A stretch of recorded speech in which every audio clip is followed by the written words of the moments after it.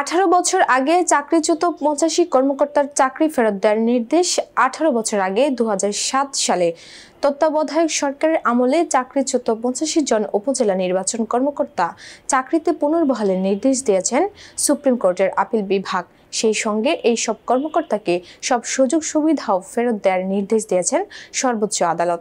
একই সঙ্গে যেই 3 জন কর্মকর্তা মারা গেছেন, মামলা চলা অবস্থায় তাদের পরিবারকেও সুযোগ সুবিধা দেওয়ার নির্দেশ দেওয়া হয়েছে।